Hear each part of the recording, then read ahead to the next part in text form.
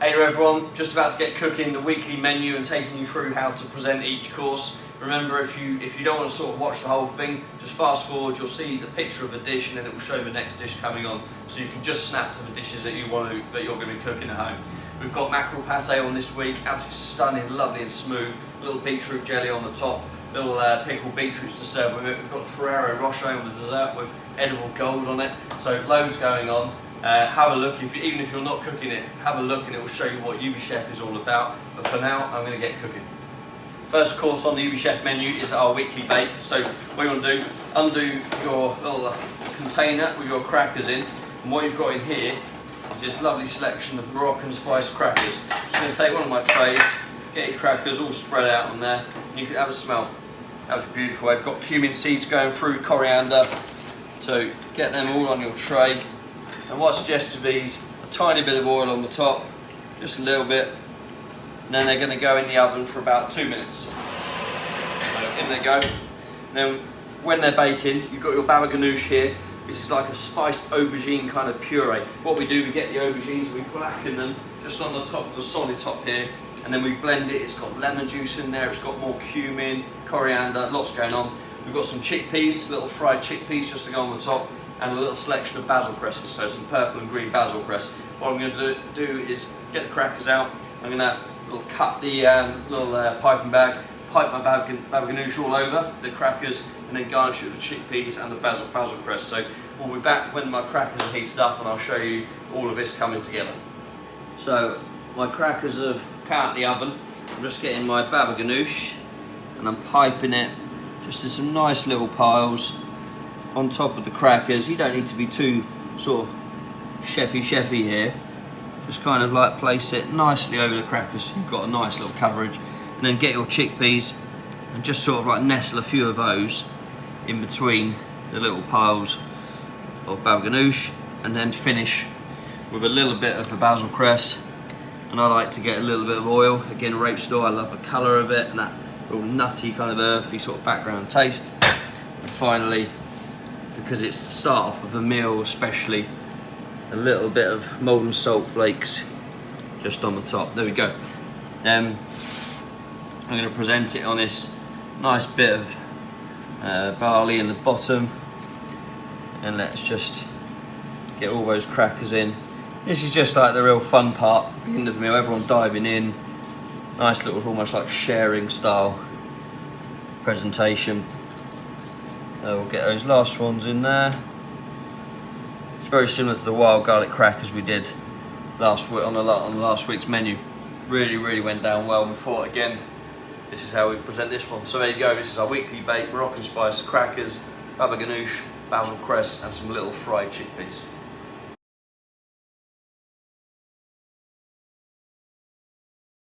First starter for you is this mackerel pate here. So what we sent it to you, it's nice little eco pot, so it's all fully recyclable. In the bottom, you've got the mackerel pate, then you've got this beautiful beetroot jelly set on the top, and then we've also done a bit of cured mackerel in there, and some of that crispy mackerel skin. So you can see when we sort of do the actual mackerel fillet, we pull the skin off and just grill that, so you've got lovely like barbecuey like grilled flavour of the skin. What we're serving with it, pumpernickel bread. So look at those lovely little pumpernickel crisps. They're coming with on the side. Then we've got some pickled beetroot, we've got some nasturtium leaves, fresh apple. So I've got some Granny Smith apple, really zippy to go in there. So let's just take that out of a little pack that comes in. And then I've got a little dressing just to go over the beetroot. So what we're going to do, just simply put your little pate on there. I'm going to take some of my pumpernickel crisps. You can warm them up if you prefer. I quite like them just at room temperature. They're super crispy. So they can just go on the edge. Then we'll take some of our beetroots, and again you don't need to sort of dress them before because these can just go in, and then we're going to add some of our nice little cider dressing just on the top. So let's get some of that in there. Remember, these are quite crunchy, they're pickled but they're still raw, so they're going to give a lovely texture against that smooth pate that's in there. So that's all my little beetroot pieces. Then your apple, just take a piece of apple like that, nice sharp knife, being careful with your fingers, just slice, and then you want to kind of slice nice and thin, like that. A couple of slices I'm going to do, like so. Flip the apple over, take off the edge, and then just some nice thin matchsticks. Still want the crunch, but when you go in and eat it, you don't want a massive chunk of apple sort of stopping you from getting everything. So let's get a few of those pieces just in there like so. There we go. And then the little nasturtium leaves that I've sent you with, lovely and peppery. What I want to do is get a few of those and just carefully place those so you can see everything that's going on. You can see that wonderful deep red beetroot coloured jelly in the bottom. There we go. And that is it. All that's left to do, bit of dressing. Make sure you give it a good stir, as with all the dressings that come in the UBChef boxes. There you go. And that's going to tie everything together on the top. As you go through and eat the pate, you'll get that lovely acidity from the dressing. And that is it. Wonderful starter, super simple, but honestly uber tasty in here. Smoked mackerel pate, beetroot jelly, crispy pumpernickel.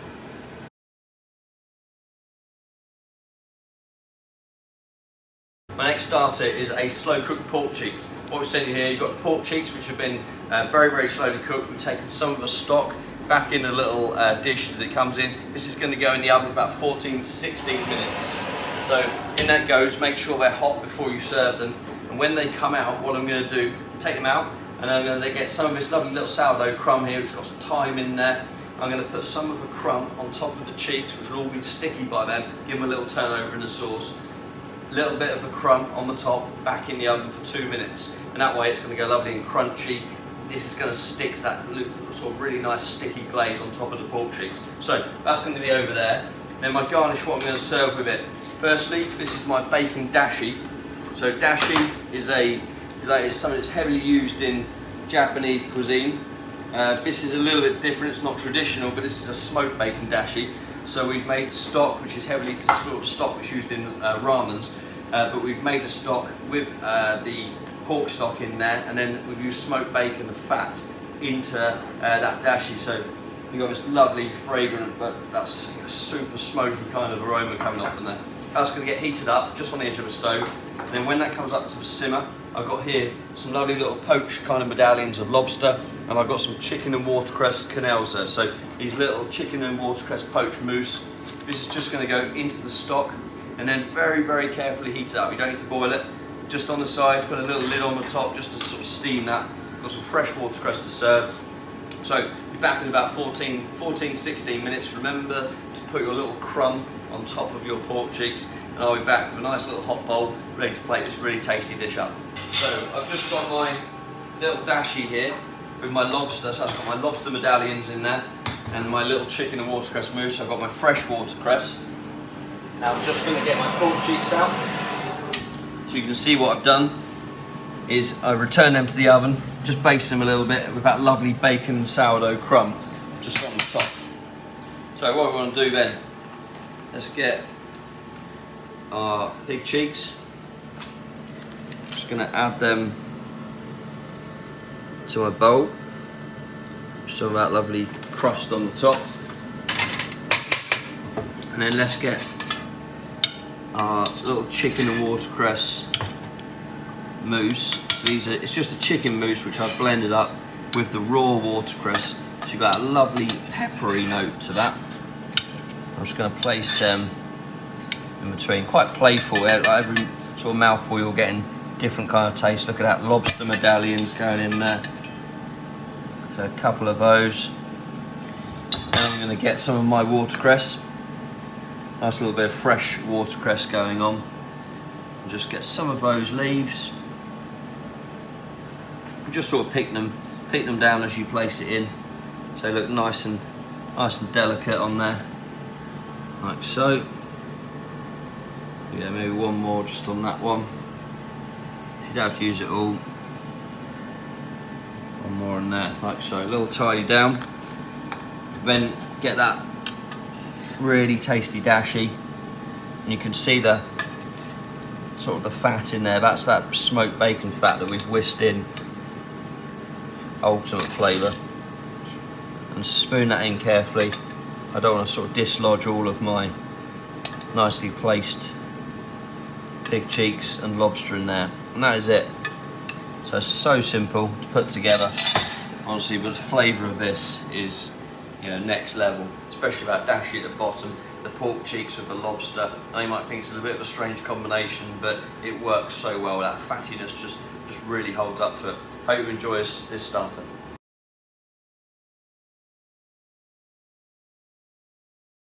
Next up, I've got a bruschetta of Isle of Wight tomatoes, which of course are the absolute best. So here you've got the tomatoes. I've got some raw tomatoes which have all been sliced, ready to go. But then also we've got the tomatoes which we've just slightly dehydrated. That just intensifies the flavour, so you've got 2 levels of flavour going in here, and also the textures. Those tomatoes are a little bit chewy, and then you've got the fresh ones on as well. Beautiful selection. I've got my goat's cheeses. This is a goat's cheese local to me on the Isle of Wight, green barn goat's cheese, which has just been whipped. So I just want to cut the end off the piping bag, and then just make sure that is all ready to squeeze onto my dish. And then I've got here a tomato water dressing. What I've done with this is got some tomatoes and just kind of chopped them up with some basil, a little bit of white wine in there, seasoning, and I've left that overnight and then hung it up in a muslin cloth for the next day, and you end up with this lovely clear little tomato water. And then I've mixed that with rapeseed, shallots and herbs. Touch of seasoning in there. Again, don't be scared about the molten salt. You want a nice bit to season them up. And just give them a little toss over, make sure they're all ready to go. And then my final part of this is these lovely little selection of flowers. So just take a little cotton bud which is on the top, and you've got in there, you've got little nasturtiums, you've got violas, lovely selection. So I've got my plate here. There we go. Bruschetta. I had this in the oven for about 2 to 3 minutes. This is a lovely little sourdough that we've made. Take it out, and then take your tomatoes and start building them up on there. And this is really like, you know, be kind of like really artistic with this, and just spend a bit of time. Again, they don't need to be exactly placed, but just play with the colours. You'll see what works and what you think looks good, and just load it up on the top of there. And the reason I'm doing this off of the plate is just so that if any tomatoes fall off, they're not gonna so go over my plate and get the dressing everywhere. So you can get as many as you can on the top, like so. There we go. Beautiful. Colours are already looking stunning. Then what we do is get a little fish slice, just go in and lift that onto your plate. Goat's cheese, pipe, little kind of piles of that, and again every kind of spoonful, every little time you taste it, you want to get a bit of a tomato, a bit of a goat's cheese, so that's why I like to have nice little piles of it. There you go, happy with that. Then let's get our little flowers out, just empty those out so you can see what you're doing, and then just start to sort of garnish it up. You want them almost sort of like they've landed there, if you get what I mean, so that it's not too placed again, quite nice and organic. So beautiful. Some herbs, little chive points as well for that lovely little garlicky note. And again, I'm spending a nice little bit of time, not rushing. Nearly there. This is chervil that's going on. Chervil's lovely and delicate. And we're almost there. Okay, just making sure that I've got some nice green all over. There we go. So, I'm happy with that. All that's left to do, a bit of that dressing that we kept back with the shallots, just the tiniest bit on top, so that's going to start falling through the bruschetta, and then a little bit around just for the eye. And there you go. Super refined bruschetta, Isle of Wight tomatoes, that whipped goat's cheese, which is not too strong, just nice and light, flowers, herbs, dressing. Hope you enjoy.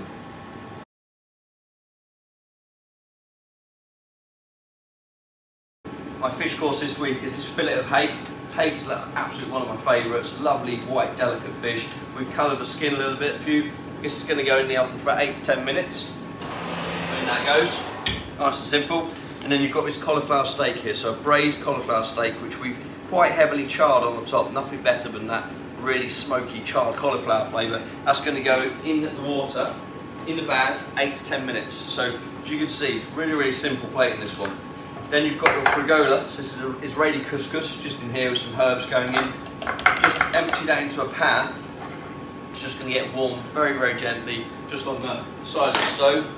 And then our garnishes, harissa yogurt, which we're going to serve at room temperature. It's got a bit of a spice to it, but harissa, absolutely lovely. Then little pomegranate seeds, coriander, cress, that is, nice and pokey, and some toasted almonds. So once our hake is heated and our cauliflower steak's ready to go, I'll be back and I'll show you how to put this really fragrant hake dish together. So cauliflower just coming out now. Be careful with that because of course the water is hot, so got a little bit of a drainage tray ready for that. Get my plate, just warming up. There we go. And then nice ready couscous, that's just been warmed through. And then let's grab our hake out of the oven. Look at that lovely little crispy skin just on the top of there, beautiful.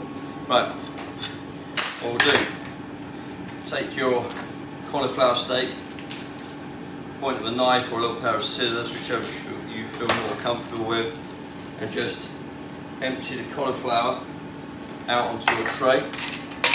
Little spoon to take off, we've got a little bit of garlic in there, a little bit of rosemary that we've cooked it with. So once that's had a nice little drain, I'm just going to I just want to make sure a little trim the bottom of that cauliflower slightly, have a little taste. Beautiful. Tiny bit of seasoning just on top, and then I'm going to get my fish slice. I'm going to place my cauliflower steak just on my plate like so. I'm going to get some of my couscous. And this is lovely because it's the bigger grains. You get really nice texture from it. So let's put a spoon slightly kind of like overlapping onto the cauliflower steak itself. Like so. I want to be a little bit free with grains of couscous, sorry, so you see a few of those on the plate. Then let's get our piece of hake. Just going to set that pride in place just on the top. So what we'll do then, we'll clean up on my board. Then we've got all the garnishes to go on. So give your harissa yogurt a nice little stir, and then up to you how you plate this. I'm just going to take some nice spoons. I want quite a bit on here, so I'm going to get some on the cauliflower, kind of good little bit of that all the way around, like so, followed by pomegranate seeds for that beautiful colour.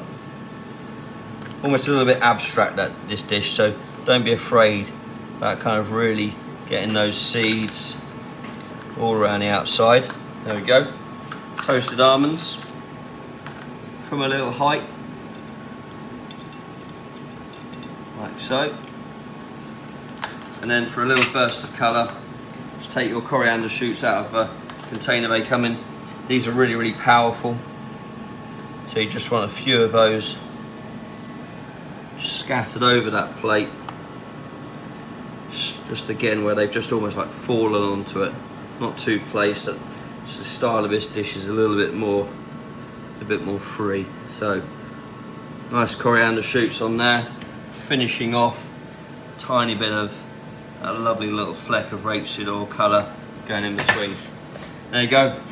That's their grilled fillet of hake, that charred cauliflower, harissa yogurt, that warming spice, crunchy pomegranate seeds, coriander, and of course those roasted almonds.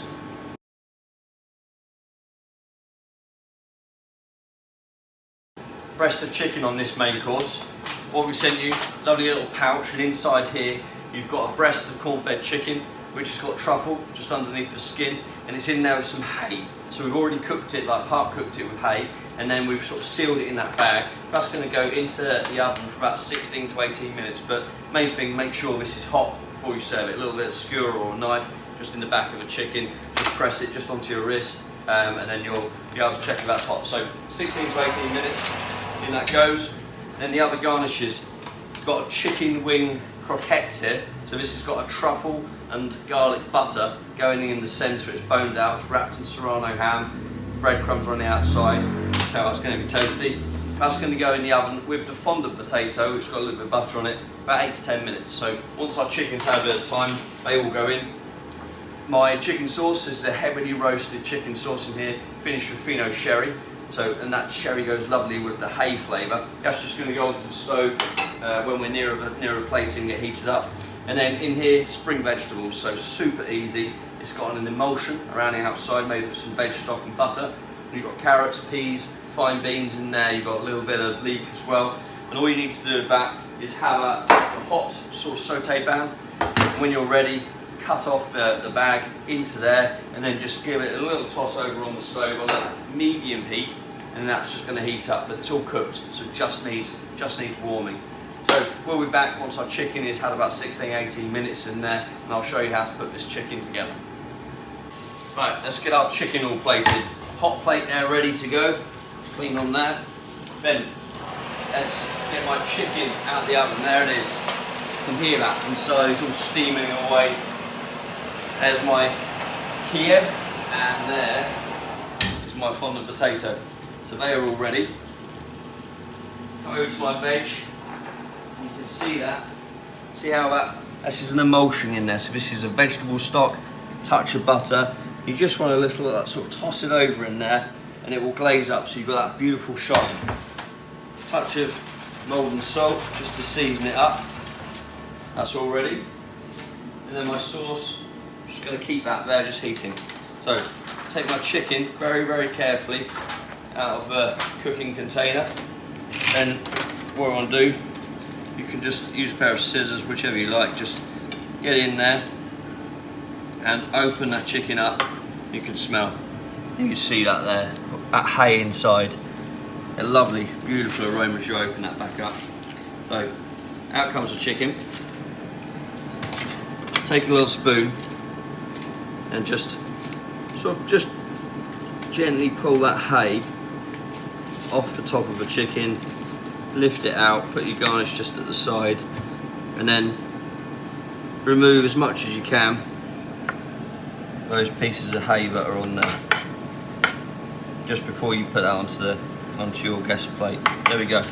So hay all removed. Again, a tiniest bit of seasoning just on the top of my chicken. Let's get my roasted chicken sauce over, and then let's get our garnishes all ready to plate. So fondant, touch of that butter which has been cooked just to glaze that back up again. Now up to you how you present this. I'm going to just very, very carefully cut through. Look at that, there's your wonderful Kiev in the centre. So I'm just going to cut the sides off. And my chicken, I'm just going to cut it once through, like so. So I've got everything all ready to go. I'm going to get some of my vegetables. I'm going to create a nice little pile of veg on the base of the plate. So you've got baby carrots in there, really nice fine beans. Again, cooked enough just so they're not that texture where they kind of really sort of like squeak in your mouth, which I don't find nice. So they've still got the crunch, but cooked enough. Peas, bit of emulsion over there. So you see, this is really spring on a plate now. No mucking about with the veg, just nice in its proper form. Bit of the emulsion. There we go. Then let's get our fondant potato, and I'm just going to sit that just into the side of the veg. I'm going to get my chicken. I'm going to sit one piece on top, just like so. There we go. And then the other piece. So that's sitting nicely in there. Try and use the veg just to kind of balance it. Then the Kiev, pride of place, so you can see that lovely butter inside. And then what's left to do? Bit of that chicken sauce. A little bit into the veg, a little bit around. And there you've got the main course all done for you. So that's chicken, cooked in Hake, its own Kiev made from the wing, of course, with the truffle butter inside, spring vegetables, and that little sauce just around to finish off.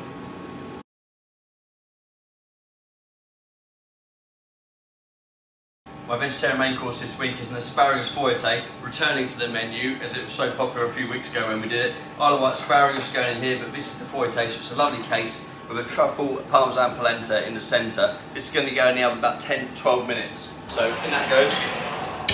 And then the garnishes, we've got beautiful Isle of Wight asparagus here, lovely thick spears. There's a little bit of herb butter in there, some Jersey royals as well, bang on season. That will go in the oven for about 5 to 6 minutes just to warm through. And then we've got beurre blanc. So in here, this is a beurre blanc with made with white wine, vinegar, shallots. That's just going to get warmed up on the stove very, very gently. I've got some herbs which are going to go in there right at the last second, so it'll come off the heat.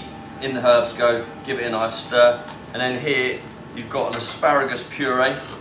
So just literally put that into your pan, and that will also get heated up with the beurre blanc. So nice and easy.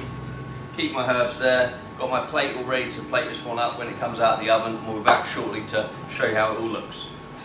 So just finishing off my beurre blanc sauce now, nice stir, and that asparagus puree there, so both of those ready to go. I've got my soft herbs ready there just to go into my sauce. So let's grab out my asparagus, Jersey royals, and there we come with our feuillete case. Let's just scoop that onto our board, and then take the little lid off, and then what you want to do is start getting your Jersey royals, get some of those built just around, asparagus spears, and the idea is to sort of build the layers up so you get some really nice height onto your dish. So keep adding the asparagus spears. Add that little bits of Jersey royals in there as well. Again, spend a bit of time, it's not a race. Another final bit of Jersey royal, and I think I can get another, yeah, look at that, lovely bit of more asparagus. Some of that herb butter, which has just been baked with. See how I'm building it all off of the plate again. Fish slice ready. Let's get some asparagus puree.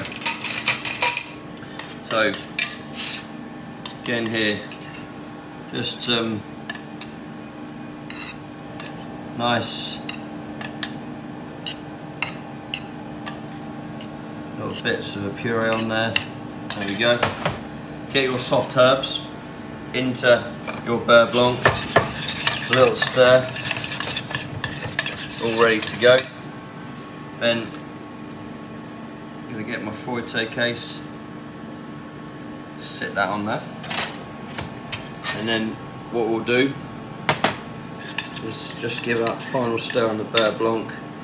I want a little bit inside the case, not too much.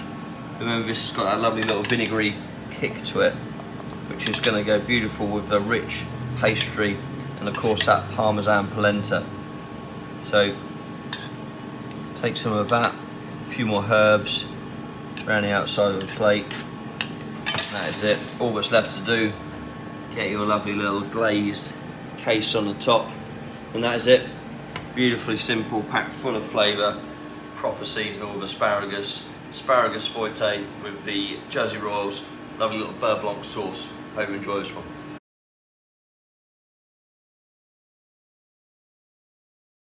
A real classic now for dessert, but with a UBChef twist. So we've got Rum Baba. Get this in the oven for about 4 minutes. So in a little dish, here it goes.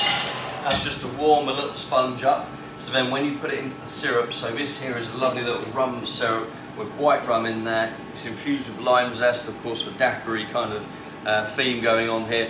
get that syrup onto the heat. That needs to come up to temperature just as a simmer. Then also you've got this beautiful little apricot glaze just here. This is going to make the baba look super shiny on the outside. That also on the stove. Don't let it burn, but just let it warm up to temperature so it's all ready to just with a pastry brush. Then I've got a little bit of comfrey lime zest here, some mint, strawberries, English strawberries, and also this is a daiquiri mousse. So in here we've got double cream, very, very lightly whipped with a bomb in there. We've got some lime zest, we've got white rum again. So what I'm going to do, when my baba comes out of the oven, I'm going to get my syrup, I'm going to bring it over, I'm going to put my baba into the syrup, and then just with a spoon, all you want to do is just keep like a little spoon in the syrup over the top of the baba, and you want to keep doing that because it's doubled in size. So when we come back, I'm going to show you that baba, how it will sort of have grown, and then I'm going to show you draining it off and how to plate this really classic, but UBChef twist included dessert up. So I'll bring this baba on over now. There's my glaze. Look, there you can see the baba. You see how it started to gather in size, and all I'm doing is just taking a spoon and just really carefully just spooning it over the top of the baba, like so. And the way you tell, just like give it a little sort of poke with your finger, and you can feel it's really, really delicate. So then, what you do is carefully lift it up, drain off the syrup. And if you've got two to do, obviously just do it in a slightly bigger pan, because you'll of course have more syrup to play with. Then let's move our strawberries, lime, all those things out of the way for a second. Then take a pastry brush and take that apricot glaze and just dab. Don't brush, because if you brush it, you can tend to sort of tear the outside of the baba. But as you brush it and it starts to cool down, you'll see how that glaze just creates a lovely little shine all over the baba, and all the time the excess stock syrup is draining out the bottom onto our little cloth. That's important because you don't want it to be super wet. You just want a soaked sponge, not the sponge swimming in the syrup. So there you go. I'm just going to leave that for a second just to carry on draining. Meanwhile, there's my bowl. Let's get my strawberries out they come, and then I'm going to just cut them down a little bit just to aid with the presentation, like so. Strawberries all ready. Take your mint leaves and get these nice little leaves of mint, put them together like so, lengthways, just roll them up like a little cigar, and then just with your knife just go down and cut a nice little super fine strips of mint, like so. So there's the mint all done. The reason we don't do this for you before is because in transit it's going to go black. It's nice to really do that, and of course now you can smell the mint really, really super fresh. So let's get our strawberries. I'm going to start arranging them. And I'm going to put them all around the outside of my bowl, like so. Again, arrange it however you like. But get lots of strawberries in there, like so. Get a bit of the mint and dress those strawberries with that. So when you get your spoon there, you're going to get a lovely fresh hit of mint with each mouthful. Quite a bit on there, like so. Then I'm going to take some of my lime, comfrey lime zest, again running with the theme of the daiquiri. Just put those nice chewy pieces of lime all over the top of the strawberry. There you go. Then we'll come back to our baba. So this stage, you want to get the baba, be really, really careful. Let's just sit that in the centre.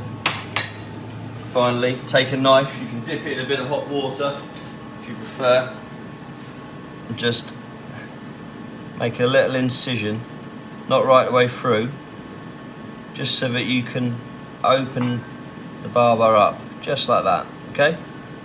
So as long as it's cut just enough, it won't kind of go the other way. Then we'll take a hot spoon again, just dipped in a bit of water there.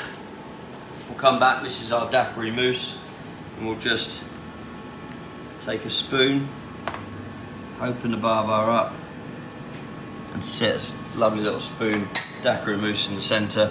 And there you go. That's my Rum Baba with a daiquiri kind of flavours going through there. Lovely English strawberries, full of flavour, bang on season. Hope you enjoy this really special dessert.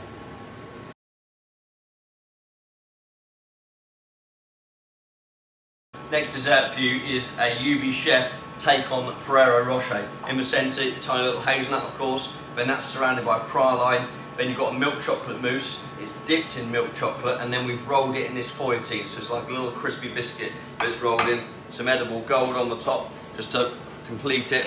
Then we've got this lovely little granola here, so it's toasted granola, and in there you've got cocoa nibs, you've got some honey to make it nice and sticky, and then we've got an espresso syrup just here. So take your little knife and cut the edge off the piping bag. And then whichever really sort of pattern you want to kind of pipe on here, I'm just going to test my bag, and then I'm going to start like so. There we go. So take my nice little granola, put a good little pile of that in the centre. We've got a granola just because you've got a nice and rich mousse in the centre, so we want something on there contrasting with that bit of crunch. So good little pile of that. There we go. Then all that's left to do, carefully take your Ferrero Rocher. This has been out for 15 minutes, but ideally a little bit longer. However long you can survive not eating it, to be honest, because then it's going to be lovely and warmed up in the centre, all nice and soft. So that's our take on Ferrero Rocher, granola, espresso syrup, gold on the top. Hope you enjoy it.